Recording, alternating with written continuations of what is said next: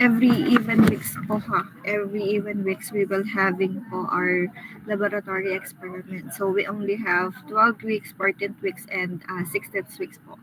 16th week for our laboratory. Yan. So medyo kulang na din po yung oras natin. Anyway po, we will be starting po our discussions for our module 5 po. So which is about the corrosion prevention and control. Did you see a copy po of the module on our Google Classroom? Hello? Opo. Okay.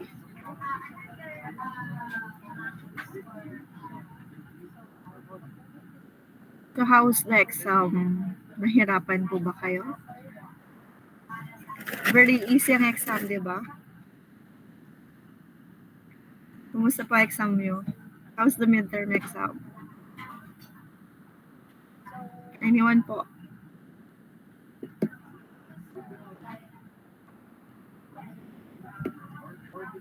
Anyone? Madali po bang exam or mahirap? Easy or hard? Or it's okay lang, tama lang. Kayang sagutan, 'di ba? Maano ba? Mahirap po ba siya? Eh? Really? Yeah. Hindi nga po. Mr. Ashley, how's the exam?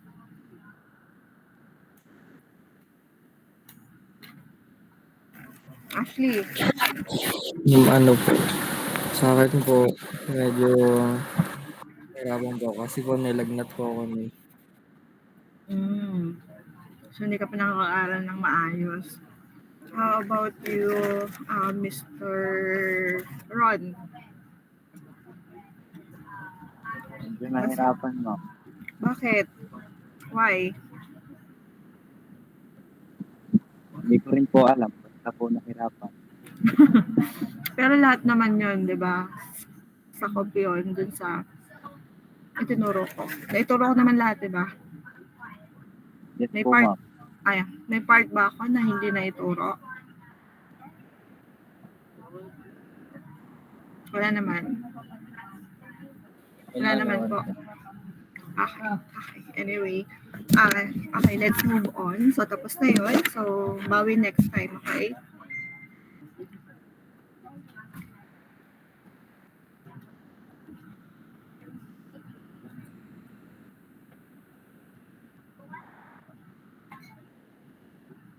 Okay, so, did you see po the presentation?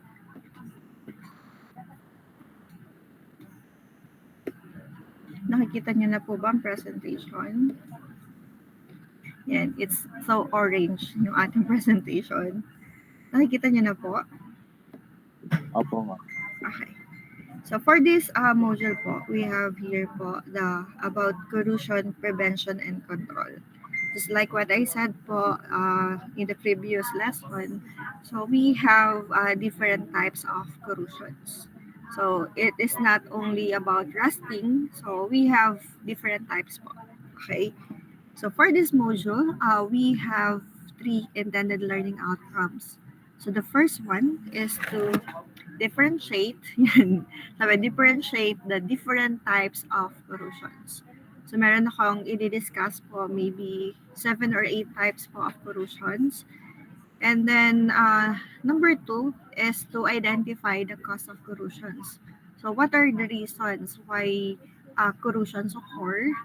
And then the last one is how to prevent and control the corrosions in a material. So for every type of corrosions, there is a prevention and control measure.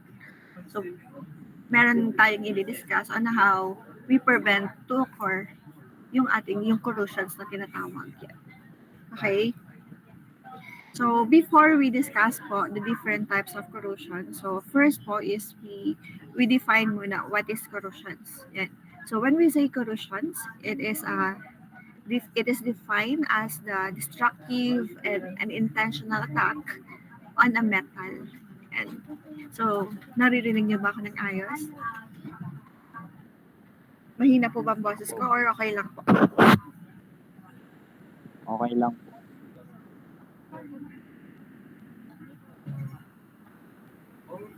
So, as a definition po, sabi dito, destructive.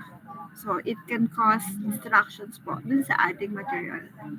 And it is electrochemically and ordinarily begins at the surface. Yep.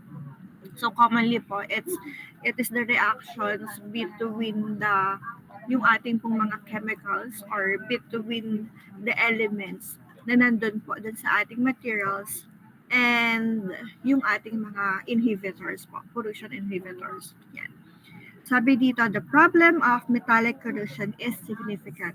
So mostly metals is prone to corrosions. Lalong-lalo na po yung mga ferrous metals natin. So sila yung mas prone into corrosions. Yan. I think halos po karamihan sa metal natin, mga ferrous metal is yan, madali siyang mga lawa. Ano po? So madali magkaroon ng corrosions. Yan. So sabi dito, it has been estimated that approximately 5% of an industrial's nation income is spent on corrosion preventions and the maintenance or replacement of product lost or contaminated as a result of the corrosion reactions.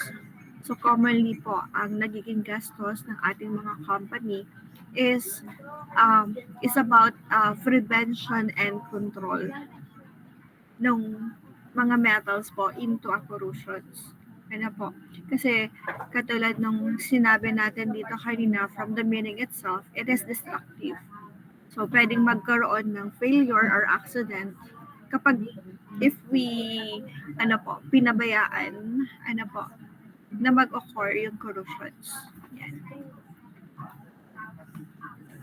So we have some of the measures that in order to prevent the corrosion is about painting and then coating and also po meron pa tayong mga tinatawag na sacrifice anode. Ano po? Yan. And then there are many possible po na accident na mangyari if hinahayaan po natin na mag-occur itong corrosions na to. Mas malaki po yung magiging gastos. Ano po? So, sa una pa lang, we have to prevent na yung corrosions. Okay? Sabi dito, the consequences of corrosions are all too common. Okay? So, another definition po is corrosions is a dangerous and extremely costly problem. Just like what I said po earlier, 5% now po of the income of the company is spent po in the corrosion prevention and control. So, it is very dangerous. Ano po? Kasi, just like what I said, it can cause accident po because of the failure of the material. Okay? Yan, sabi dito, because of it, building and bridges can collapse. Yan. Oil pipelines break, chemical plant leaks, and bathroom floods. So, these are some of the scenario wherein corrosions occur. Okay? So, corroded electrical contacts can cause fire and other problems. Yan, corroded medical implants yan, may lead to blood poisoning. So, that is why po, in a biomaterial, when we are using a biomaterials, the first requirement po is dapat siya is mataas yung corrosion resistance niya. Okay? And also, the air pollution has caused corrosion damage yan, to works of art around the world. Yan. Corrosion threatens the safe disposal of radioactive waste. Yan. It is one of the possible din po na dangerous part po ng cause ng isang corrosions is sabi dito, threaten the safe disposal of radioactive waste that must be stored in containers for 10,000 of years. So, ganon katagal yung storing po ng ating mga radioactive waste. So, kapag merong corrosions, and magli-leak po yun or kaya ay magkaroon ng corrosions yung ating material, so possible yan. So, mapahamak, magkaroon ng accident. Okay? So, this one po is a video about the corrosions. And ang nakalagay dito, corrosions it causes. So, ito yung reason why corrosions occur. Okay, so panoorin nyo muna po para meron kayong konting overview about po sa corrosions. Yan, just like what you see po dito sa ating nasa background. So we have here po a corroded car kung saan medyo delikado na po siyang gamitin. Okay, kasi mahuna na siya if yung ating pong metals is nag-corrode, kalimitan, yan. So, humihina na siya. Okay po. Wait lang. Sabihin niyo sa akin if you hear po the sounds ng ating pong video. Yan, naririnig niyo po ba? Hello? Naririnig niyo po yun? Yes po. Okay. Corrosion is the unwanted oxidation of a metal. Oxidation of all metals in general is called corrosion, whereas oxidation of iron metals specifically is usually called rusting. Looking at the standard reduction table, near the bottom, we see that iron, zinc, and aluminum are all near the bottom right. They all have high oxidation potentials, which means they are strong reducing agents and are readily oxidized. But notice that aluminum and zinc don't seem to corrode like the iron and steel does. It's because aluminum and zinc both readily oxidize to form hard oxide coatings that are difficult for more oxygen to penetrate. So these metals will not corrode much under normal atmospheric conditions, even when they get rained on. But iron, or Fe solid, is different than other metals like aluminum and zinc. Its oxide does instead it can flake off, exposing a fresh iron surface to oxidized agents. Steel is mainly iron. Coating steel with tin protects its surface and prevents oxidation of the iron that's in it. This is why tin cans, which are tin-coated steel, are normally good for keeping food without rusting. However, if the cans are dented or pitted, the tin coating is broken.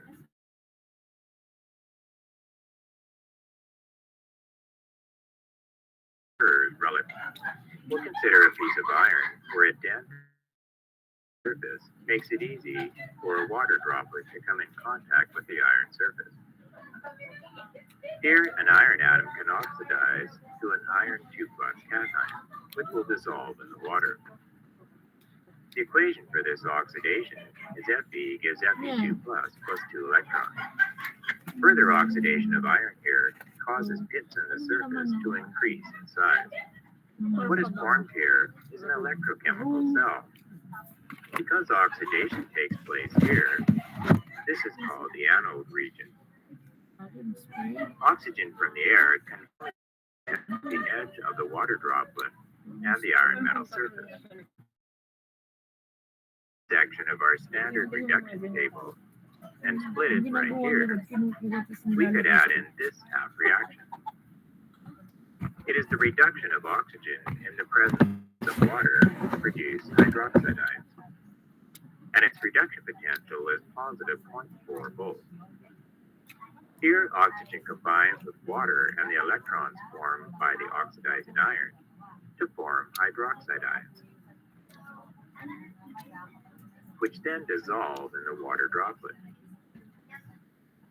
Because reduction is taking place near the point where the water, iron, and air meet, this is called the cathode region. Looking at the solubility table, we see that Fe2 plus and OH minus form a low solubility compound. The Fe2 plus ion formed at the anode can combine with the hydroxide ions formed at the cathode. You produce the precipitate FeOH2, which can build up on the iron surface. What can happen is oxygen from the air and water in the droplet can act to further oxidize the iron in iron 2 hydroxide. And through a fairly complex series of reactions, form what is called hydrated iron-free oxide. So this is the formula po of the form of rusting. Yan. So ito yung Yes po. Yes po. Hindi ko lang po alam kung sa akin lang po, pero nagalaw po ba yung screen? Ngayon hindi. Pinost ko siya. Hindi po. Din po yata sa video. Hindi ko lang po alam kung sa akin pong signal may Nakikita problem. niyo ba ang video? Hindi po sa akin. Wala. Okay. Hindi niyo agad sinabi sa akin. So, ibig sabihin, nasa corrosion prevention and control pa lang kayo. Yun po ba yun? Hello? Opo, ma'am. Pangina po. Pero yung sa panonood po ng video, may music. Hindi lang po siya nagalaw. Okay. Ay, nako. Hindi niya agad sinabi sa akin. Okay, so this one po. So, we have here po. Yan. For module 5, yan. This is our intended learning outcomes po. And the definitions po about po sa corrosions. And then this one po. Nakikita niyo na po yung video. Hello. Nakikita niyo na po. Yes po, ma'am. Okay. Sige po, ulitin po natin.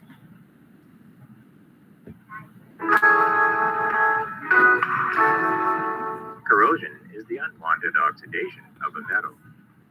Oxidation of all metals Ma'am, okay na po.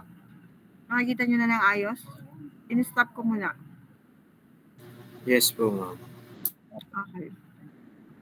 in general is called corrosion, whereas oxidation of iron metals specifically is usually called rusting.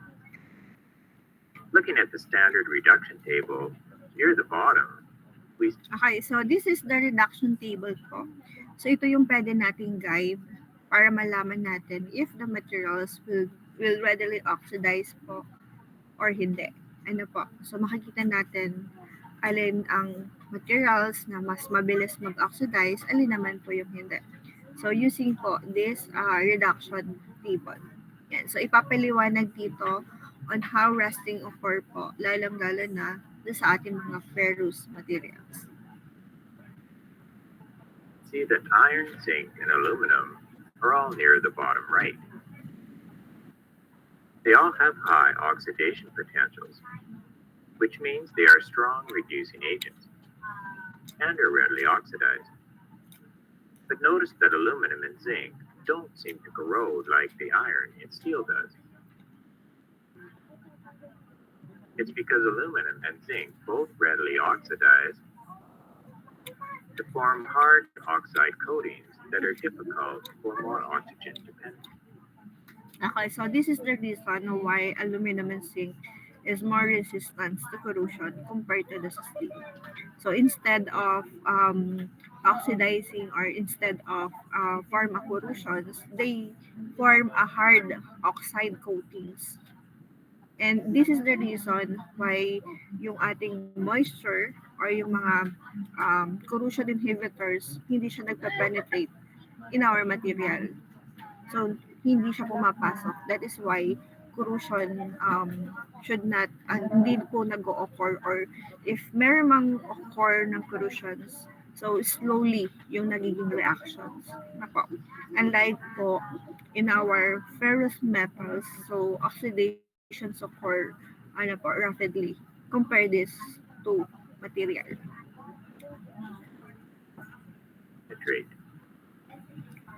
So these metals will not corrode much under normal atmospheric conditions, even when they get rained on. But iron, or Fe solid, is different than other metals like aluminum and zinc. Its oxide does not form an impenetrable coating. Instead, it can flake off, exposing a fresh iron surface to oxidized agents. Yan. Okay.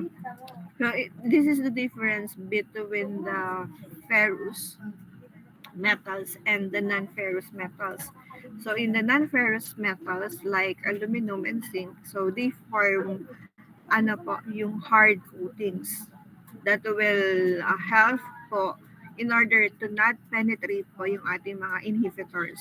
While this one, instead po na mag-form siya ng mga impenetrable coatings. So, nag-flake coat. So, meaning, na-expose po yung ating mga iron surface po.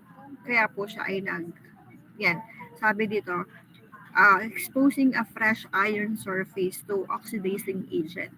Yan. Kaya po, medyo yung ating pong mga ferrous, nauubos po siya. Eventually, nauubos siya kasi nag-oxidize po siya.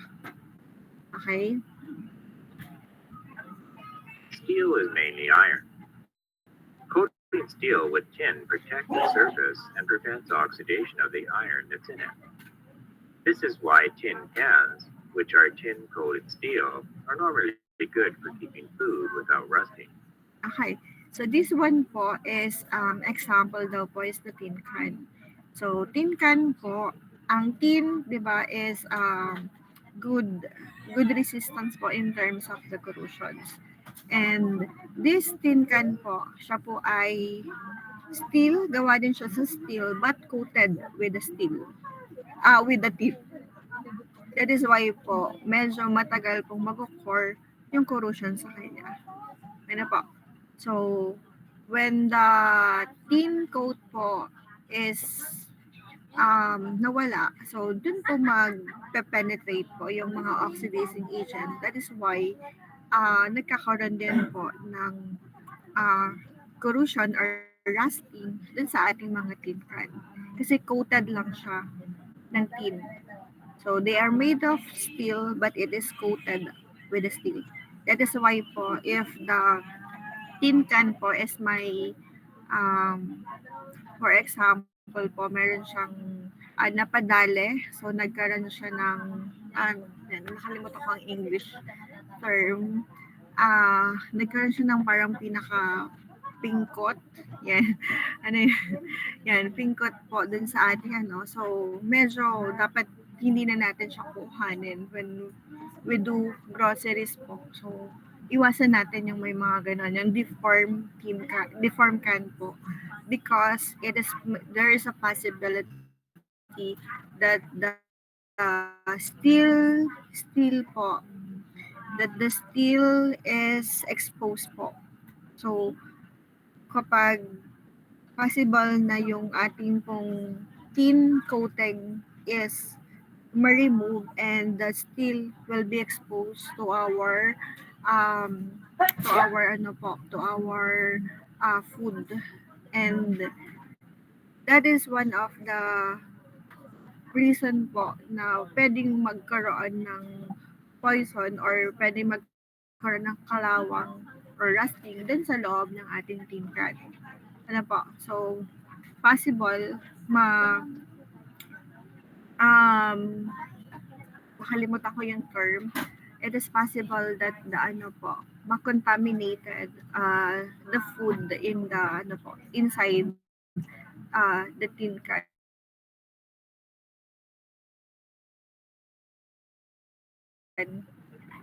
If deform in our in our tin can. Yan. Okay? However, if the cans are dented or pitted, the tin coating is broken dented and pala, water can dented. collect in the indentations. Now rusting occurs relatively quickly. We'll consider a piece of iron where a dent or a crack in a painted surface. And so this is the reason po why rusting occur dun sa atin pong ferrous metals. So kaya pakinggan niyo po ito ng mabuti. So ito yung reasons why rusting occur po sa ating mga iron. Makes it easy for a water droplet to come in contact with the iron surface. Here, an iron atom can oxidize to an iron 2+ cation, which will dissolve in the water. The equation for this oxidation is Fe gives Fe2+ plus 2 electrons. Further oxidation of iron here causes pits in the surface to increase in size. What is formed here is an electrochemical cell. Because oxidation takes place here, this is called the anode region. Oxygen from the air can come into contact with the edge of the water droplet and the iron metal surface. If we could take this section of our standard reduction table and split it right here, we could add in this half reaction. It is the reduction of oxygen in the presence of water to produce hydroxide ions. And its reduction potential is positive 0.4 volts. Here, oxygen combines with water and the electrons formed by the oxidizing iron to form hydroxide ions, which then dissolve in the water droplet. Because reduction is taking place near the point where the water, iron, and air meet, this is called the cathode region. Looking at the solubility table, we see that Fe2+ and OH- form a low solubility compound. The Fe2+ ion formed at the anode can combine with the hydroxide ions formed at the cathode to produce the precipitate FeOH2, which can build up on the iron surface. What can happen is oxygen from the air and water in the droplet can act to further oxidize the iron in iron 2 hydroxide. And through a fairly complex series of reactions, form what is called hydrated iron 3 oxide, which has the formula Fe2O3.XH2O. The X here means that a variable number of water molecules can appear in this formula, depending on conditions. Fe2O3.XH2O, or hydrated iron 3 oxide, is one of the major components of rust. The process that caused the oxidation of iron that we just discussed takes place when neutral or basic water contacts iron. The anode half reaction is the reverse of this one found lower on the reduction table. And the cathode half reaction is the one we added to the table, proceeding in a forward direction. Adding the cathode half reaction with its E0 value of positive 0.4 volts to the anode half reaction, which because it is the reverse of the one on the table, has an E0 value of positive 0.45 volts, gives the overall redox equation. Half O2 plus H2O plus Fe solid gives Fe2 plus 2OH-, which has an E0 value of 0.4 volts plus 0.45 volts, which is positive 0.85 volts. The positive value for the E0 of the overall reaction means this process is spontaneous. Now, if the water contacting the iron is acidic, the cathode becomes this half reaction up here, which is a half O2 plus 2H plus 2 electrons gives water. The H plus here means acid is present. To determine the equation for the overall reaction and find its cell potential, we add the half reaction of the cathode, half O2 plus 2H plus 2 electrons gives water, with its E0 value of positive 1.23 volts, to the half reaction at the anode, which is Fe solid gives Fe2 plus 2 electrons, with its E0 value of positive 0.45 volts. And we get the overall reaction, a half O2 plus 2H plus iron gives Fe2 plus water, and its E0 value is 1.23 volts plus 0.45 volts, which is equal to positive 1.68 volts. We see that the overall cell potential for the reaction in acidic water is 1.68 volts. It is significantly higher than the overall cell potential in neutral or basic water, which is only 0.85 volts. This means there is a greater tendency for rusting of iron to occur when an acid is present than when it's not. In acidic conditions, iron tends to rust more readily. Recall that any oxidizing agent above Fb on the left will oxidize solid iron. So if iron is in contact with any of these, this will increase iron's tendency to corrode. This includes some common things, like all acids which contain H+ or hydrogen ion. Sulfuric acid in particular with hydrogen and sulfate ions, nitric acid with hydrogen and nitrate ions, bromine and chlorine sometimes found in hot tubs and pools, acidified oxygen as we discussed before, and acidified hydrogen peroxide, H2O2. Rusting occurs more quickly when salt or other electrolytes are present. When salt or other electrolytes are added to water, the conductivity is increased, so charged particles can move faster. This speeds up the corrosion of iron. It is also known that chloride ions present in salt solutions tend to eat through any protective films that may exist on the surface of the iron, thus speeding up corrosion. In wintertime, salt is spread on roads to melt ice and snow. Salty water that is splashed on vehicles can greatly increase the rate of rusting if they are unprotected. We should also point out that as temperature increases, the rate of corrosion also increases. All reactions increase in rate as the temperature increases. A type of corrosion we should be aware of is something called galvanic corrosion. Galvanic corrosion results when two dissimilar metals are attached in the presence of an electrolyte. For example, let's say we have two pieces of steel, which is mainly iron, bolted together with bolts made of copper or an alloy of copper. We add some salt water, which is an electrolyte. This establishes a type of electrochemical or galvanic cell.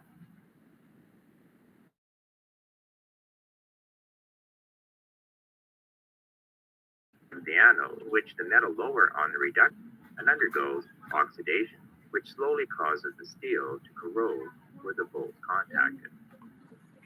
Galvanic corrosion can also happen when a brass bolt propeller is used in salt water. If we take a closer look at the brass, we see that it is an alloy of mainly copper and zinc. Because zinc is lower on the right side of the reduction table, it is a stronger reducing agent that is more readily oxidized than copper. You may recall that zinc normally forms a protective oxide layer. However, salt water tends to penetrate through this layer, making zinc more susceptible to oxidation. Zinc atoms on the surface oxidize to Zf2+ ions. These ions will leave the zinc and dissolve in the surrounding water, gradually corroding the brass propeller. To summarize, corrosion of iron can be caused by exposure to oxygen and water, exposure to stronger oxidizing agents than Fe2+. These are the species on the left side of the table above Fe2+. Or being attached to a metal higher than Fe on the table in the presence of an electrolyte. This is called galvanic corrosion. And corrosion is enhanced by the presence of acids, the presence of an electrolyte like salt water, and higher temperatures.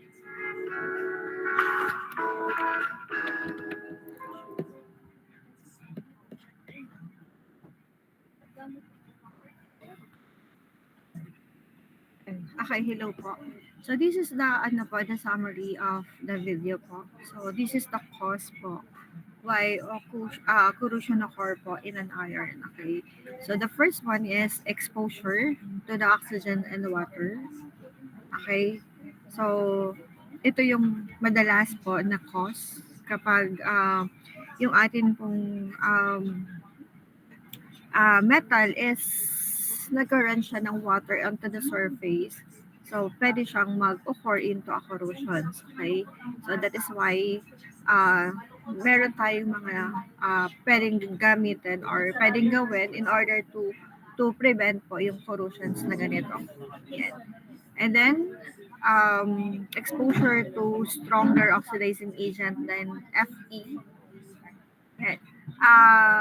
And then, being attached to a metal higher than Fe on the table. So, meron tayong tables na ginagamit in order to determine uh, if yung isa po is, if the material po is highly corroded or hindi po. Ano po. So, we have po yung tinatawag na galvanic corrosions wherein if two dissimilar metals po are in contact, yan, it can cause po the corrosions. Okay? And there are many, meron po tayong mga other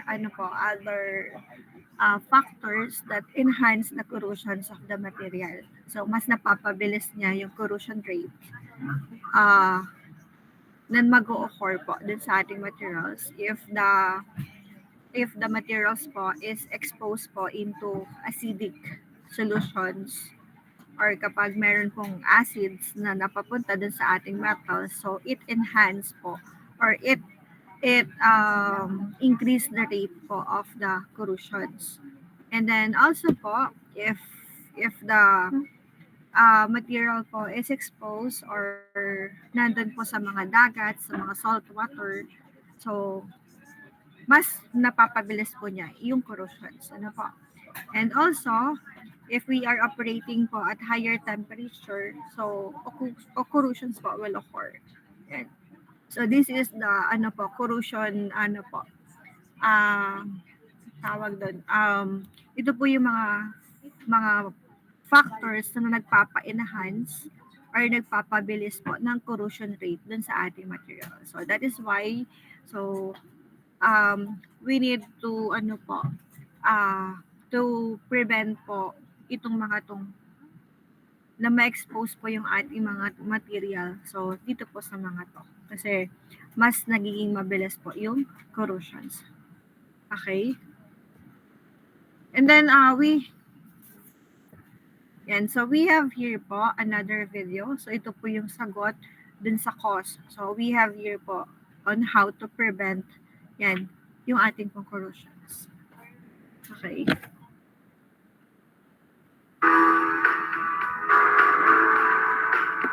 Corrosion of steel, which consists mainly of So naririnig niyo po ba ng ayos?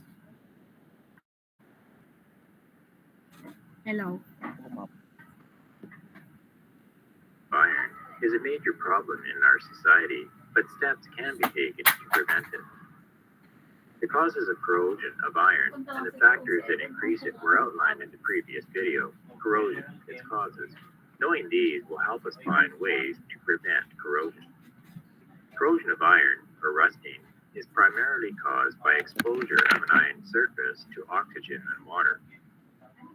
We can deal with this by painting the surface or coating it with an anti-rust coating and keeping it dry. Painted steel objects like bridges and vehicles must be repainted periodically to maintain a continuous coating. When cracks in paint occur, moisture can collect and rusting can take place quite rapidly. Another cause of corrosion of iron or steel is exposure to any stronger oxidizing agent than Fe2+. This includes all the species above Fe2+ on the left side of the reduction table. So we must do what we can to eliminate exposure of iron or steel objects to these oxidizing agents. Another potential problem is galvanic corrosion. This is where iron or steel is attached to a metal higher than iron on the reduction table, or a less active metal in the presence of an electrolyte. We must be careful not to attach iron or steel to a less active metal, such as an alloy containing copper, when an electrolyte is present. For example, we must pay attention to what type of bolts or fasteners we use when building steel structures. Corrosion of iron or rusting is enhanced by the presence of acids. So we can limit rusting by keeping acids away from iron or steel objects. This would include protection of the objects from acid rain. When the surface of an iron or steel object is exposed to an electrolyte like salt water, rusting will be enhanced. It can be slowed down or prevented by avoiding exposure to salt water and other electrolytes. Road salt should be washed off vehicles when possible. Also, protective coatings can be used on vehicles. Finally, when some factors are causing rusting to occur, having higher temperatures can make it happen faster. So when it is possible to do so, we try to keep exposed iron and steel objects relatively cool. Another method that is widely used to prevent corrosion of iron is called cathodic protection. This first type of cathodic protection we'll look at uses what is called the sacrificial anode. This type of cathodic protection is achieved by attaching a metal that is below iron in the reduction table to the iron or steel we're trying to protect. Some metals we could use for this are chromium, zinc, manganese, aluminum, or magnesium. It would not be practical to use these metals below magnesium on the table. They react rapidly with water to form hydrogen gas. Metals below iron on the right side of the table are stronger reducing agents than iron, which means they're more easily oxidized than iron. Remember, oxidation potentials of these are just these values with their sign switched. So the oxidation potentials of these metals are all positive. Notice that as we move down, their oxidation potentials increase from positive 0.45 volts for iron to positive 2.37 volts for magnesium. Notice that these metals below iron all have higher oxidation potentials than iron, which means they all oxidize more readily than iron. So if any of these are present with iron and an oxidizing agent like oxygen appears, these will oxidize instead of the iron, thus saving the iron from oxidation. Let's look at an example. Recall from the video on the causes of corrosion that when an iron surface is exposed to water and oxygen, an iron atom oxidizes to form an iron 2+ cation, which dissolves in the water, and the electrons produced travel through the metal. The equation for this oxidation is Fe solid gives Fe2+ plus 2 electrons. This is the anode region. Oxygen from the air then comes in contact with the edge of the water droplet on the iron metal surface. And it combines with water and the electrons formed by the oxidizing iron to produce hydroxide ions. Because reduction of oxygen takes place here, this is called the cathode region. So the anode region and the cathode region are both on the iron. The anode is the place where iron is being oxidized to Fe2+ and giving off. The cathode is the area where oxygen is reduced, using up those electrons. We see that rust is formed at the cathode region and the iron is eaten up at the anode region. The anode and the cathode are in different places, but they're both on the iron. Remember, we had shown that metals below iron on the right side of the reduction table will oxidize more readily than iron does. We'll choose oxidation potential of positive 2.37 volts. We'll attach a piece of magnesium to the iron metal. Because it's lower on the right side of the table, oxidation potential, magnesium will oxidize more readily than iron. The magnesium atom will lose 2 electrons as it oxidizes to an Mg2+ ion. These electrons bond to the iron. The magnesium ion will leave the metal and dissolve in the water. This oxidation half reaction taking place on the magnesium is Mg solid gives Mg2+. Because oxidation of magnesium occurs instead of iron, magnesium is now the anode instead of the iron. Oxygen from the air will move to the spot where the iron metal, the water, and air all meet. Oxygen in the presence of water will gain the electrons lost by the magnesium and undergo reduction to form hydroxide ions. The hydroxide ions formed will dissolve in the water. Because reduction occurs here on the iron, this is the location of the cathode. Because iron did not oxidize, there are no Fe2+ ions in solution, so no rust can form. As magnesium is oxidized, the electrons it loses travel through the iron toward the cathode, where they are used up as oxygen is reduced. Looking at the magnesium block, we see that as it is oxidized, it is gradually eaten up. When the magnesium block has been consumed, it is simply replaced by a new one. Because magnesium is consumed in order to save the iron from rusting, it is sometimes called a sacrificial anode. When magnesium is present, it is the anode, so the iron is not the anode. Instead, the surface of the iron acts as the cathode, where oxygen is reduced. That's why the process is called cathodic protection. Here's a photograph of the propeller of a large ship. The white blocks are zinc anodes attached to the ship. Their purpose is to cathodically protect the metal the propeller is made of. Here is a simplified diagram of an electric hot water tank.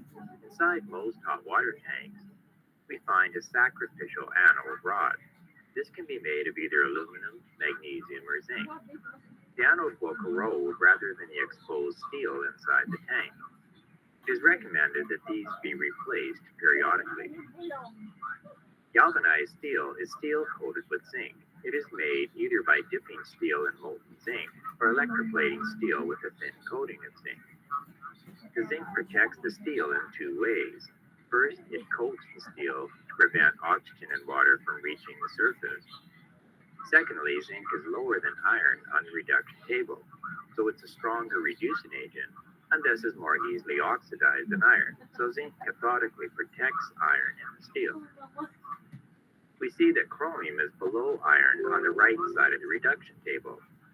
Its oxidation potential is positive 0.74 volts, which is higher than that of iron at positive 0.45 volts.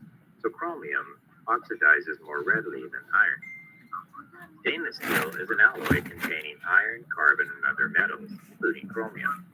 It is at least 11% chromium and can be anywhere up to 26% chromium. When chromium oxidizes, it forms a thin layer of chromium trioxide, which oxygen and water can't penetrate. In addition to using sacrificial anodes, another method of cathodic protection is the use of what is called an impressed current. Let's say we have an underground steel pipeline we want to cathodically protect. We bury an anode made of an inert metal near the pipe. Now we install a device called a rectifier. A rectifier is connected to an alternating current, or AC supply line. What it does is convert AC to direct current, DC, so it has a positive and negative terminal. The positive terminal is connected by a wire to the anode, and the negative terminal is connected by a wire to the steel pipe. The rectifier pulls electrons from the anode and pushes them onto the pipe.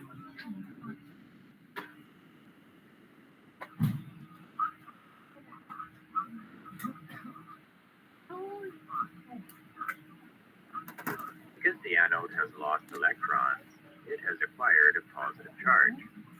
Because the pipe has gained electrons, it has acquired a negative charge. If oxygen makes its way through the ground, it will combine with water and excess electrons from the pipe to form hydroxide ions. As long as the pipe has extra electrons supplied by the rectifier, iron atoms in the steel pipe will not be oxidized, and in this way the pipe is cathodically protected. The rectifier will keep supplying the pipe with electrons to replace the ones used for the reduction of oxygen. Because the pipe always has an excess of electrons, iron atoms will not need to lose any electrons, and thus will be spared from oxidation. So the pipe is cathodically protected. So we can summarize by saying there are two main types of cathodic protection. The first method is accomplished using a sacrificial anode. That is attaching a metal that is more easily oxidized than iron, or lower on the right side of the table. For example, if magnesium is attached to iron, the magnesium gets oxidized rather than the iron, thus protecting the iron from oxidation. The second method is accomplished using a rectifier or DC power supply to create an impressed current. Excess electrons pumped onto the object being protected will be used for the reduction of oxidizing agents. and will eliminate the need for any iron atoms to be oxidized. For example, a rectifier takes electrons from an anode and pushes them onto the steel pipe, making it negative. So when oxygen comes along to be reduced, it uses these excess electrons from the pipe, thus sparing iron atoms in the pipe from being oxidized and protecting them.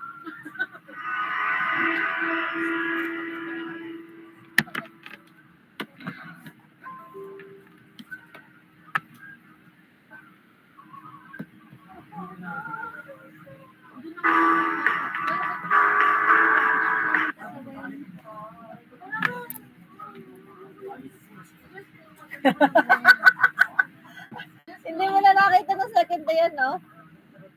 Kasama namin. Hello po. Yan. So, bali, ito po yung mga on how to prevent po the corrosions po. So, some of the methods na diniscuss po dito is yung mga pwede nating gawin during po or before po gamitin natin yung ating material. So, we have here po the cause of the corrosions, and this one, ito po yung part po on how to prevent na mag-occur po yung corrosions. Okay. Yan. Okay. So this one po, yan, ito yung pinaka-summary nung ating pong video. So on the left side po, so we have here po the list of the cause on how corrosion occurs. Yan. And then this one po is yung ating pwedeng gawin in order to prevent to occur yung ating corrosions. So the common methods po in how to prevent the corrosions is the painting and coating. Ano po? So painting and coating. And then another po is to eliminate po yung ating mga oxidizing agent po. So, kailangan hindi ma-expose yung ating material sa ating mga oxidizing agent like yung ating pong mga water, yan, yung ating pong mga acid, salt water, yan. So, kailangan hindi siya ma-expose doon. If merong water dun sa surface, so we have to clean it too. We have to dry it ng mabilisan para wala na po. Kasi if mag-stay siya ng matagal, long exposure po of the water in the surface of the metal, so it can cause po corrosions. And another one is we don't have or we should not attach iron po.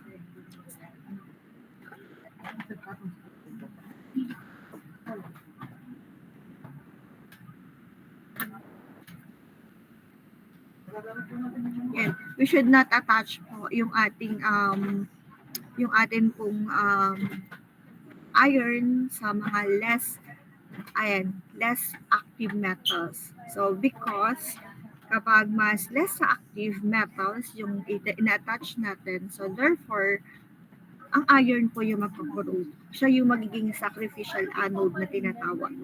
Siya yung first because mas active siya. So meaning, so mas mabilis siya mag-oxidize. Okay? And then another po is keeping acids away from iron and steel object because just like what I said po, it can enhance the corrosion rate of the material. And also, we should avoidin po yung ating materials in exposure po to salt water. And the last one is for the higher temperature, so keeping objects cool po para hindi siya mag-corrode. Kasi once na i-heat po natin ang materials into a high temperature, for example, 600 degrees, 700, 800 degrees, so corrosion occurs po dun sa ating mga materials. So whether we like it or not, so pwede siyang mag-corrode. Katulad ng aking ginamit po na the vessel during the pyrolysis process. So I'm using po 800 degrees, 700 degrees Celsius po in order to heat or to pyrolyze po yung aking material na nasa loob ng vessel.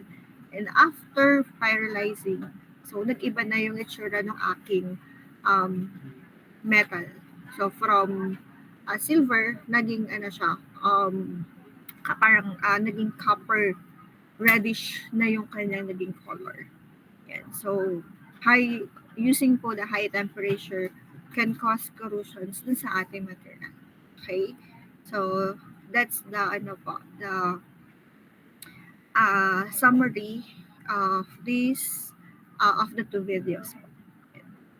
So I hope po na naintindihan nyo yung nakalagay po dun sa video, yung in-explain po sa video. Ano po? So in order to understand po so what is corrosions is all about. Okay? So we have different types of corrosions po. So we will be discussing po each type. So meron tayo ditong video pero hindi ko na muna po siya ipapakita po sa inyo. So i-discuss muna natin the different types of corrosions. Yan. The first one, did you see po the presentation?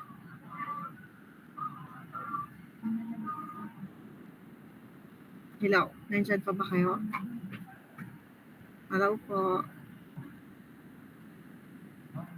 Hello. Opo, ma'am. Okay. So the first one type of corrosions po is what we call a uniform attack. Yeah, so this is the common type of corrosions po. Wherein rusting occurs. Okay. Just like in this picture po.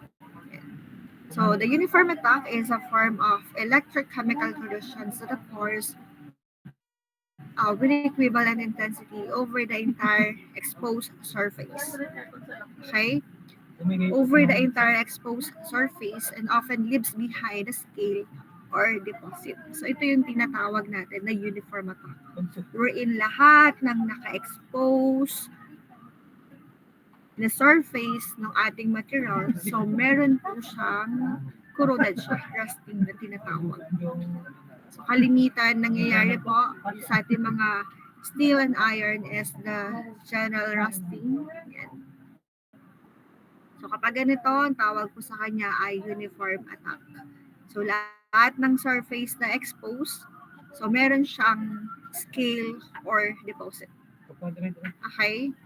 Sabi dito, familiar example include general rusting of steel and iron and tarnishing of silverware. Yan. So, ito po yung common type po ng corrosions po. Ito po yung uniform attack. It is also the least objectable because it can be predicted and designed for with relative ease. Yan. So ito naman po is predictable na siya. Alam na mangyayari na pwede siyang mag-occur into a corrosions. Ito po yung tinatawag natin na uniform attack. Okay? So this is the measure po on how to prevent the uniform corrosions. Yan. So in order po na ma-prevent natin yung uniform corrosions, so ito daw po yung mga pwede natin gawin. Yan. So ang corrosions po is nangyayari yan, because of the exposure ng ating materials dun sa ating mga oxidizing agent, okay, like water po. Yan. So ito yung mga gagawin natin in order to prevent po yung corrosions. So the first one is use thicker materials for corrosion allowance. Okay. So in our design po, when we are designing po some equipments or some parts of the equipment, so we included the corrosion allowance. So meaning kahit siya ay merong corrosion or kahit merong kalawang yung ating materials, so pwede pa rin niyang magawa yung kanyang functions kasi mas makapal siya. Okay, so kaya pa niya yung strength. Ano pa? So, okay. Mas thicker yung ating materials. Another one is we use paint. Yan. Kalimitan pinipintahan natin, di ba? We use paint or metallic coatings such as plating, galvanizing, and anodizing. in order po to prevent the corrosions. So these materials kasi or this method kasi will enhance the corrosion resistance of the material. So coated siya. So meaning hindi po may expose yung ating iron sa mga corrosion inhibitors or sa mga corrosions na nag-enhance po. So yung mga oxidizing agent. So hindi magpe-penetrate siya sa loob. Kaya po yung corrosions po is hindi siya mag-occur. And then sabi dito, yan, use corrosion inhibitors or modifying the environment. Yan, sorry po. Sorry for the term kanina. Yung isa ay corrosion, parang accelerator, parang ganun po. Yun yung nagpapa-enhance or nagpapabilis. Kapag corrosion inhibitors naman, ito po yung gumagamit tayo or may inilalagay po tayo sa materials para bumagal yung pag-occur ng corrosions. Or sabi dito, modifying the environment. Just like po, kapag higher temperature, so pwede siyang mag-occur. O kaya naman, exposure dun sa ating mga acid. Or kaya naman po ay sa mga salt water. So we need to modify the environment para hindi siya mag-occur into corrosions. So dapat hindi magkaroon ng watery, yan, ganun po. And then, the last one po is what we call po cathodic protections or yung tinatawag natin na anodic protections. Ano po? Meron tayong tinatawag na sacrificial anode or yan, impressed current. Yun yung discuss po dun sa video. Sacrificial anode po wherein we use the material po na mas active in order to protect yung atin pong main material like steel po. And then impressed current po, wherein gumagamit po tayo ng electricity in order po na hindi siya mag-occur into corrosions. Okay? So this is the video po for uniform attack. Okay, pag uniform attack po, all the surface po is meron siyang deposits or scale. Ano po? Yun yung madalas na natin nakikita, yung tinatawag natin na rust. Okay? So, this is the video for the uniform attack.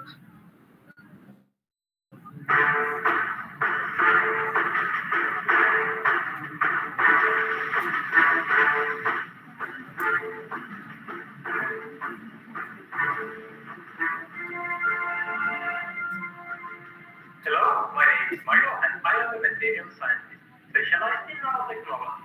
And today's topic is uniform corrosion.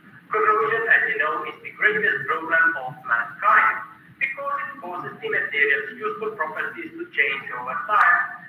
And this is a very expensive problem, costing billions of euros each year. And because there are so many different materials in the world, there are also many forms of corrosion. And every single one of them is affecting your daily life. Uniform corrosion, also known as general corrosion, is basically a process where a material corrodes uniformly. For example, etching, when the material comes into contact with acid.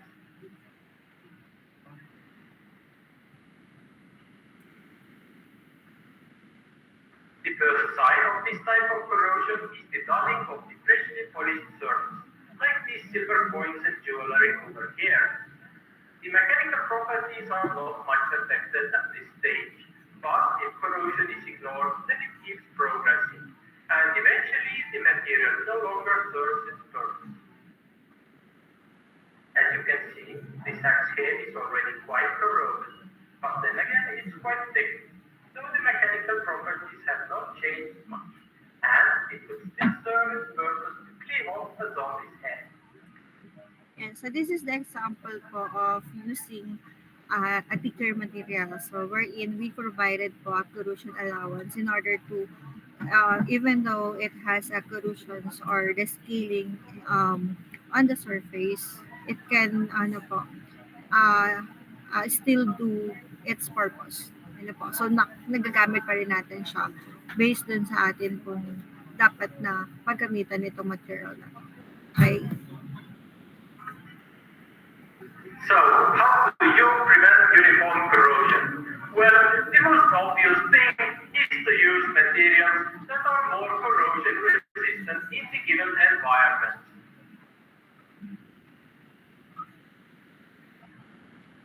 The other option is to use protective. So this is the example po of using the protective coatings. Ano po? So wherein, so hindi po na-expose yung ating materials dun sa ating environment. So napaprotect po siya. So that is why po corrosions does not occur po dito. Or oxidations will not occur po. So hindi siya mauubos na mauubos. Just like what happened po to our car on the first part of the video. Kung saan nag-collapse yung car because of the corrosions. Ano po? Because nag-oxidize po yung ating material. And coatings that prevent the corrosive substances coming to contact with the material.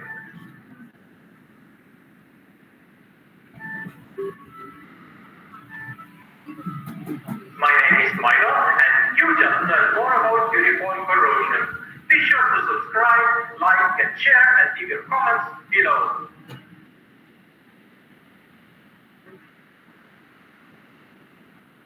Okay. So another type of corrosions po is what we call galvanic corrosions. Okay, so galvanic corrosions occurs so when two metals or alloys having different compositions. Yan.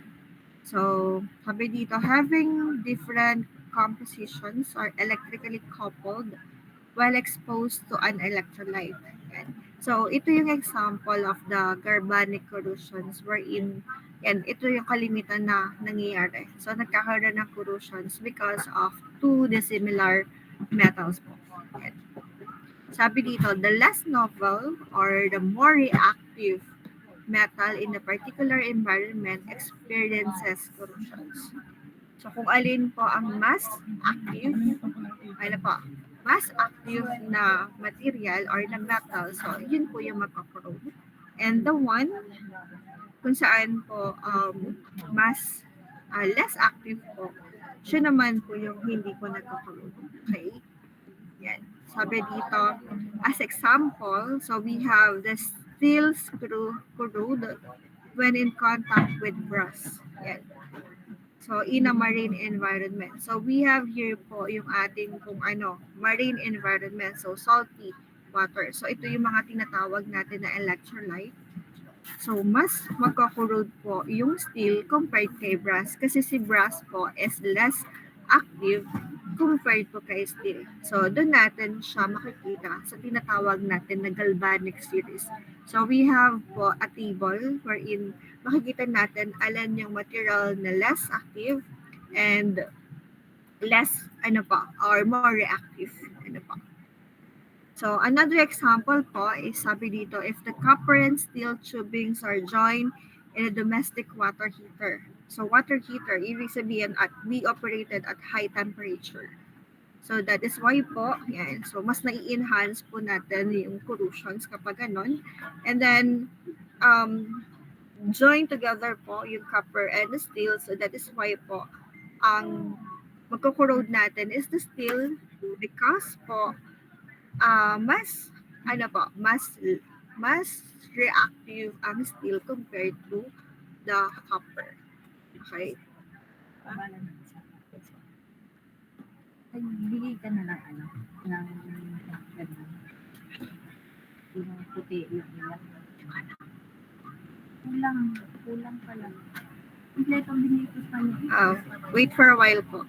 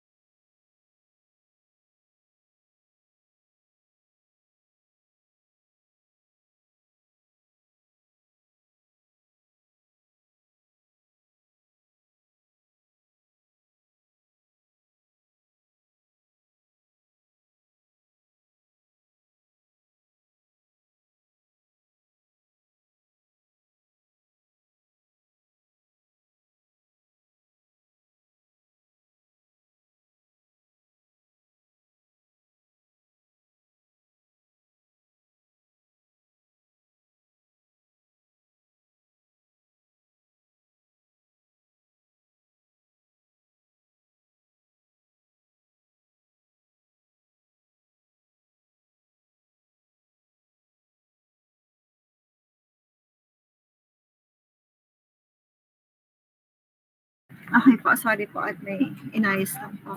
So, going back po to the galvanic corrosions, just like what I said po, those material po with more reactive,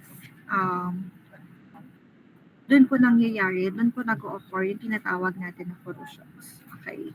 Yan.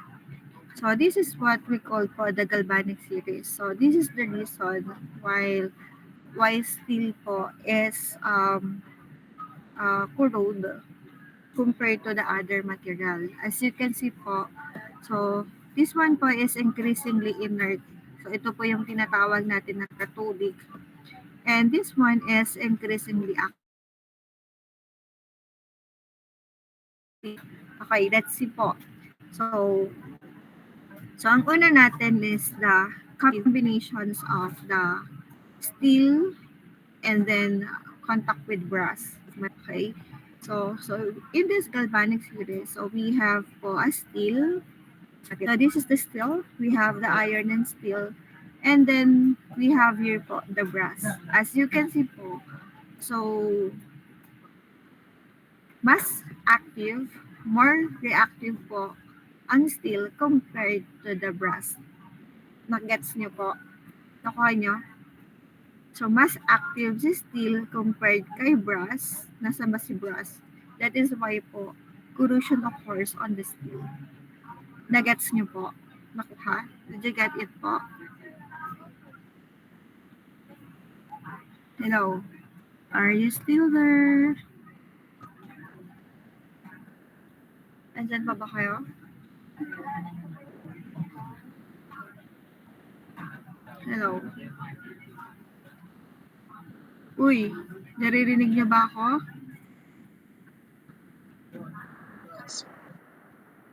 Naintindihan niyo po? Naintindihan niyo? So, di ba? Okay. So, we have another example po is we have here po the copper and the steel. And copper and steel tubing. And then sabi, steel corrodes because we have here po iron and steel. Yeah, we have the steel and then copper. As you can see, so steel po is more active compared to the copper. That is why corrosion occur po on steel. Did you get it po?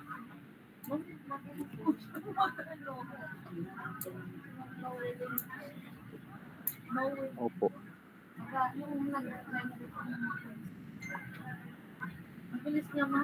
Okay. Yan.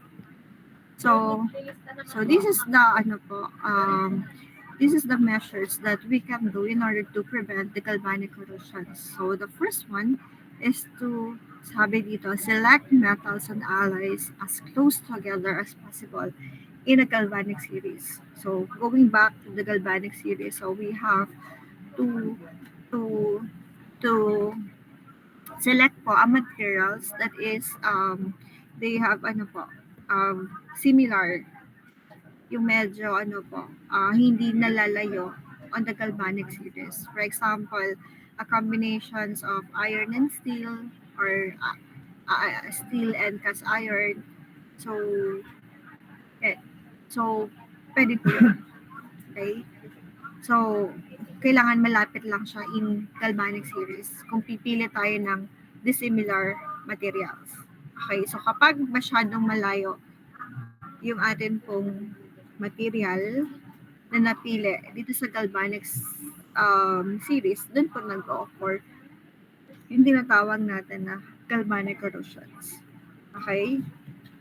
And the next po, avoid unfavorable area effect of the small anodes and large cathode. So, we have to balance po yung amount or yung area ng anode and cathode natin. So, pwede kasi din mag-occur yung tinatawag natin na galvanic corrosions. And the next po, we have to insulate yan. If hindi po talaga natin maiwasan, if we can prevent po of using the similar materials, so we can prevent po the galvanic corrosions by insulating po the similar metals. So meaning, meron nasa pagitan ng dalawa. It should not be in contact. So dapat hindi siya magkadikit. If we want to use po the similar metals, so kailangan maglagay tayo sa gitna. Yan. So meron tayong nilalagay na insulator or may nilalagay tayo sa gitna para hindi po sila in contact. Just like po yung mga plastic na ginagamit po,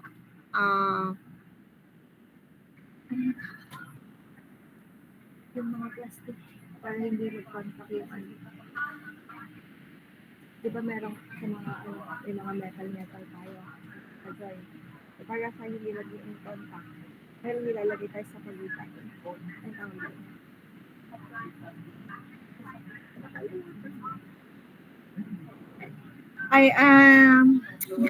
Nakalimutan ko na po yung term na ginagamit. Pero siya po yung nilalagay natin sa pagitan po ng dalawang materials para hindi po sila mag-in contact. Okay? And then another po is we have to apply coatings with cushions. Yeah. So we can use po yung paglalagay ng coatings just like galvanizing po, anodizing, mga ganun po. And sabi dito, paint the cathode or yung dalawa po na materials and keep the coatings in good repair on the anode. Yan. And then, the last one po is to avoid threaded joints for materials part apart in the galvanic series. Ito yung sinasabi ko po sa inyo kanina. Huwag masyadong malayo in order to prevent po yung ating galvanic corrosions.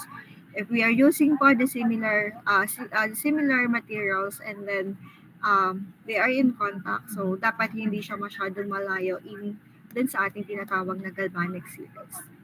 Okay? So, this is the video po for the galvanic corrosions. We often assemble sophisticated things, but if wrong materials are used, then it causes accelerated corrosion and leads to the failure of the device.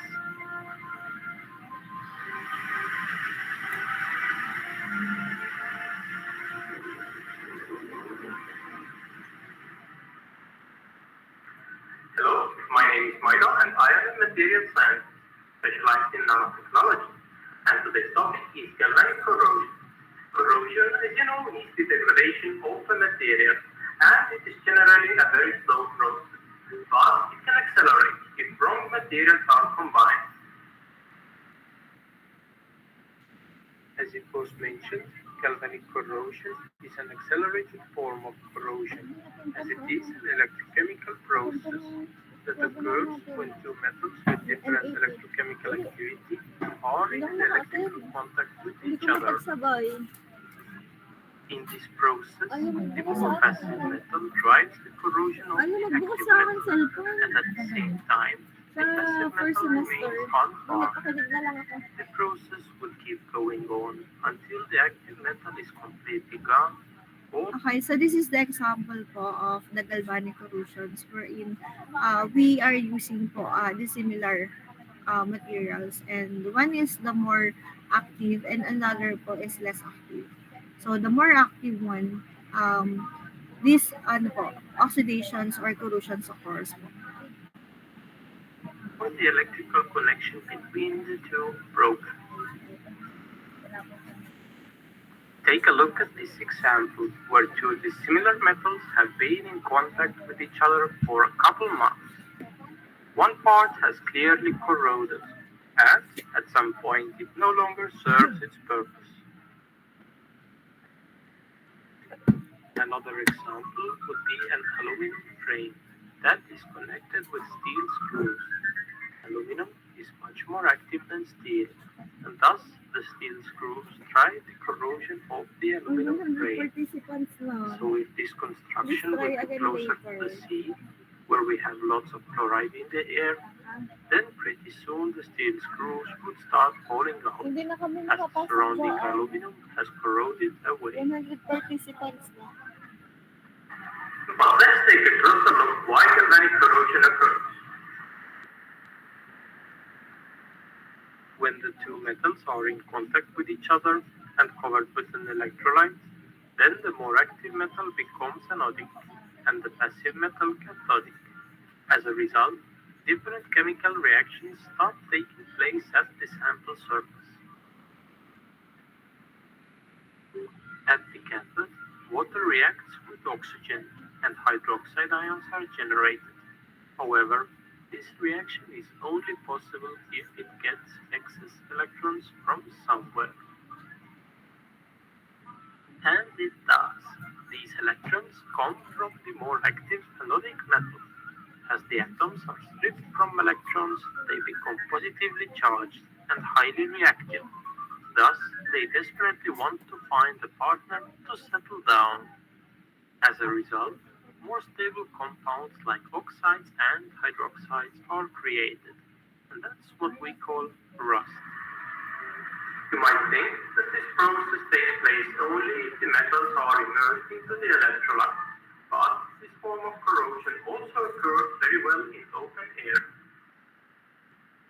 This is due to the fact that in microscopic scale the materials are always covered with a thin layer of water.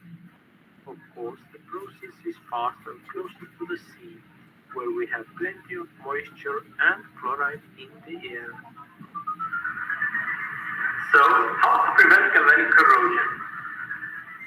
Well, first you should take a look at the galvanic series and combine only those materials that have an activity difference less than 0.2 volts.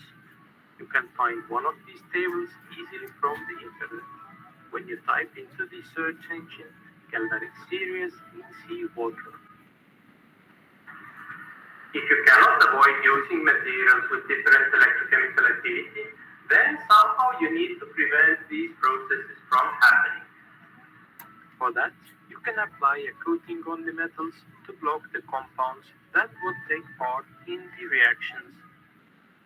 Another option is to add an insulating layer between the two metals, so that electrons cannot pass through it, and as a result, the reactions cannot take place.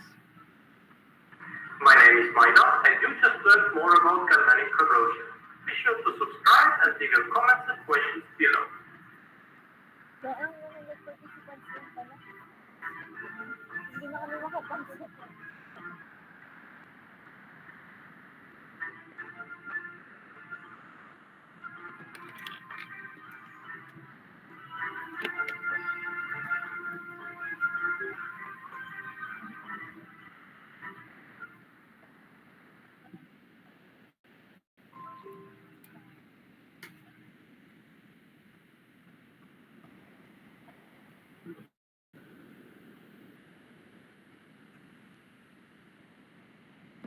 Okay po. So, that's all po. That's ating galvanic series. And another one po, tatapusin lang natin ito pong isang to. So, we have here po what we call the crevice corrosions. Okay. So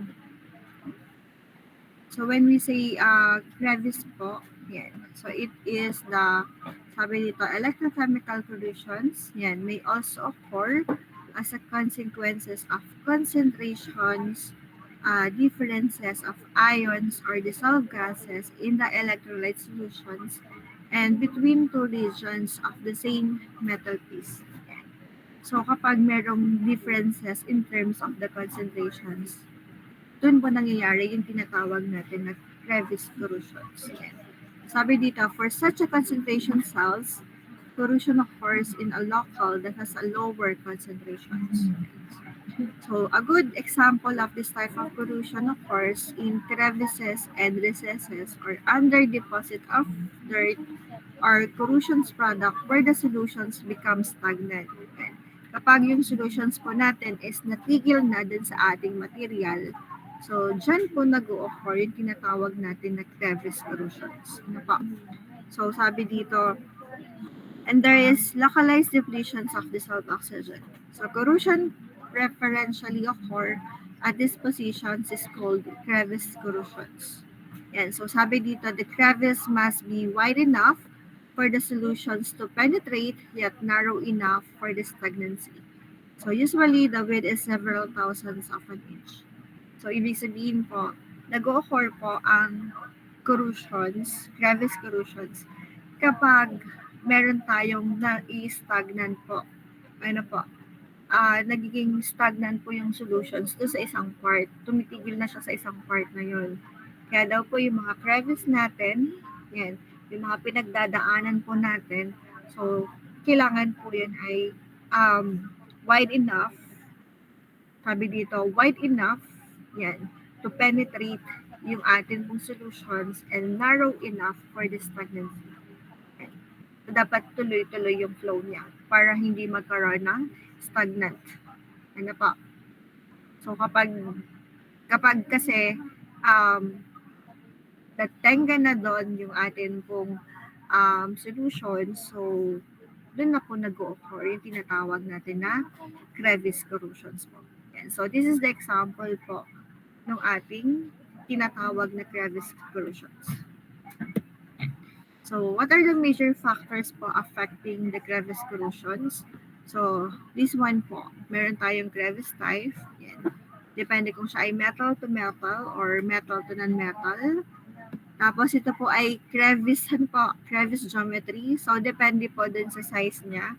If mga rough, yung surface po natin is rough, so medyo mas prone po yan into corrosions po, crevice corrosions, kasi hindi magtutuloy-tuloy yung flow niya. We have the gap size, yung depth niya, and then also the materials used po.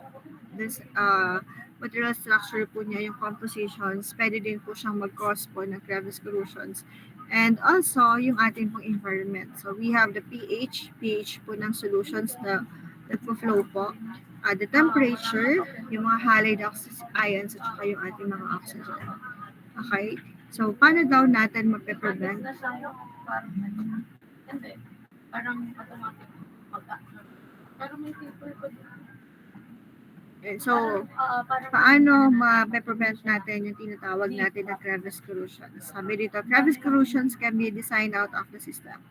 So, the first one, and in order to prevent the crevice corrosions po, so we use, welded butt joints. Yan. So, instead na riveted or bolted joints yung gamitan natin, so we can use po, welded. Para hindi matenga, para hindi maging stagnant yung ating solutions po dun sa mga bolts natin at saka sa mga rivets. So, mas maganda if we are using po in order to join the two materials. So, we use po weld. And then, next po is eliminate crevices in existing lap joints by continuous welding or soldering. So, same lang po siya dun sa una. And then, avoid creating stagnant conditions and ensure complete drainage in vessel. And so, ito po yung kalimitan po na reason kung bakit nagkakaroon ng corrosions. Kasi, minsan may natitira po na solutions dun sa ating mga vessel. So, na-stagnant na siya doon. So, sa katagalan, it can cause po yung corrosions natin. And then, yan. Ito yung pwede pala natin gamitin in order to separate po yung ating sa galvanic series yan. Andito na po ang gasket. And kalimitan din magamit tayo ng gasket in order to separate po the two dissimilar metals po. So sabi dito, use a solid and non-absorbent gasket such as Teflon. So pwede daw po tayong gumamit nito ng mga Teflon po. And then, another po, so para hindi mag-occur siya into a crevice corrosion, so gumamit tayo ng mas mataas po na material or mas mataas po yung corrosion resistance na material. So para hindi mag-occur yung crevice corrosions. Sabi dito, use higher alloys. Yan, for increased resistance to crevice solutions.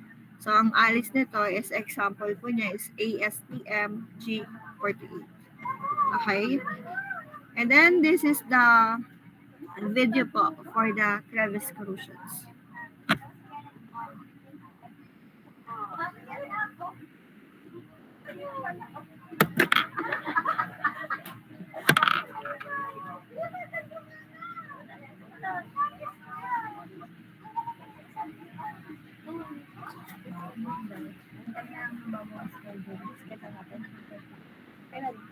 Antay na nga lang ng ibang schedule. Di next week lang. Huwag mo na sa mga sabihin mo siya. Gawa ng pagbukas. Pag pili na tuloy bukas. ay kasama sa plant Oo, board. oo. Yung isa. Basta sabihin mo hindi mo na lang tuloy. Hintayin na lang ulit ang bagong slip. Kasi sabi ng office, wala pa tayong tanong kung kailan. Hindi po pwede ngayon. Kasi kailangan na bagong slip.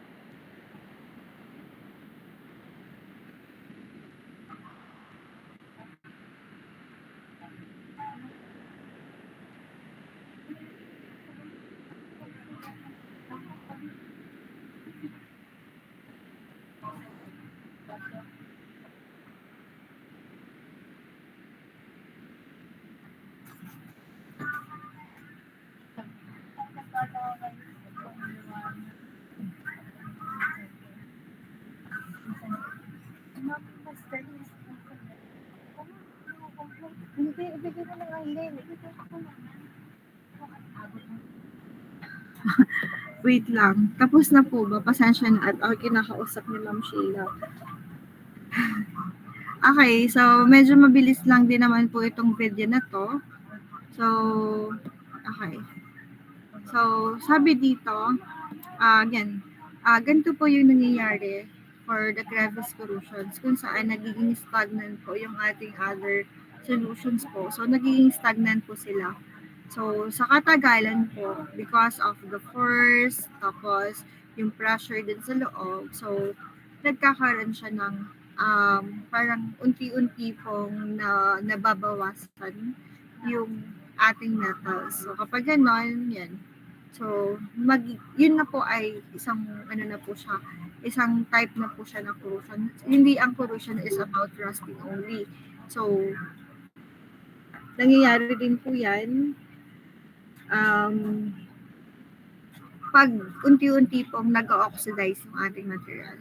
At katulad nito, we have here po sa surface po ng ating metal, so nagkakaroon po siya ng oxidations. Ayan. So nagkakaroon siya ng oxidations. Nagiging stagnant na po itong mga M+ natin. Tapos yan, dumadami na yung nandito hanggang sa yan, paunti-unti pong nauubos yung ating metals. And yun po, nagkakaroon ng oxidations dito. Yan. Kaya po nagkakaroon po tayo ng tinatawag na crevice corrosions.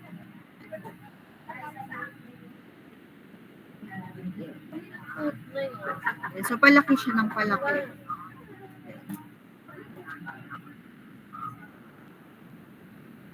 Okay. So that's all po.